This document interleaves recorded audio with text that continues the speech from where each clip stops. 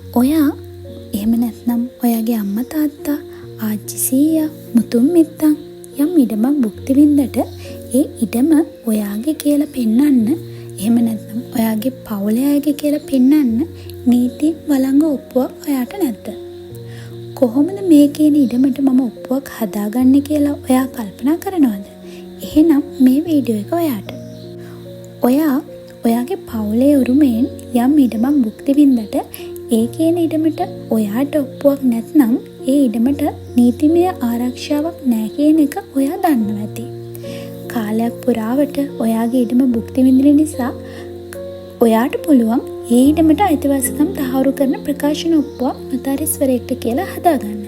මේක තමයි ඔයාට ඔප්පුවක් නැති ඉඩමට ඔප්පුවක් හදාගන්න පුළුවන් ක්‍රමය. මෙතනදී ඔයාට හොඳ නීතිමය ආරක්ෂාවක් ලැබෙනවා. මෙතනදී ඔයාගේ ඉඩමේ අයිතිය සම්බන්ධයෙන් පෙන්වන්න කිසිම ඔප්පුවක් පත්තිරු සටහනක් හෝ නැත්නම් ඔයා ඉස්සරෝම කරන්න ඕන මිනින්දොරුවරයෙක් හමු වෙලා ඔයාගේ ඉඩම මැනලා මායින් සටහන් කරගන්න එක. ඊට පස්සේ ඔයාගේ ජාතික හැඳුනුම්පතත් එක්ක මිනින්දොරුවරයා ඔයාගේ ඉඩමට අදාළව මැනලා හදලා දුන්න පිඹුරත් අරගෙන නොතාරිස්වරයෙක් හමු වෙන්න ඕන. ඊට පස්සේ ඔයාගේ ඉඩමේ භුක්තිය සම්බන්ධ ඉතිහාසය නොතාරිස්වරයාට කියලා ඔයාගේ ඉඩමට ඔප්පුවක් හදාගන්න පුළුවන්. මේ විදිහට ප්‍රකාශන ඔප්පුවක් ඔයාගේ ඉඩමට හදාගත්තට පස්සේ තවදුරටත් ඔයාගේ ඉඩමට නීතිමය ආරක්ෂාවක් නැහැ කියන ප්‍රශ්නයට ඔයා දුක් වෙන්න ඕන නැහැ. මේ විදිහට ප්‍රකාශන ඔප්පුවක් ඔයාගේ ඉඩමට හදාගත්තට පස්සේ තවදුරටත් ඔයාගේ ඉඩමට නීතිමය ආරක්ෂාවක් නැහැ කියලා ඔයා දුක් වෙන්න ඕන නැහැ.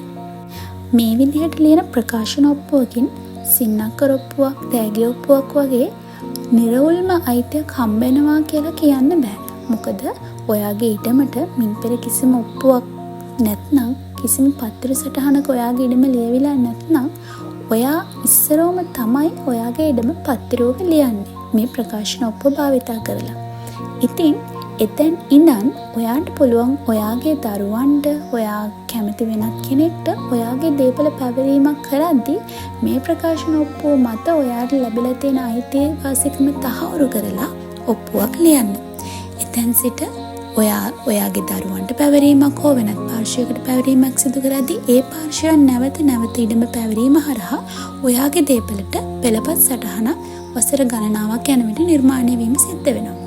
ඉතින් කිසිම ඔප්පුවක් නැතුව, කිසිම නීතිමය ආරක්ෂාවක් නැතුව ඉන්නවට වඩා මේ වගේ ඔප්පුවක් ලියලා හරි ඔයාගේ ඉඩමට තිබෙන අයිතිය තහවුරු කර ගැනීම වටිනවා.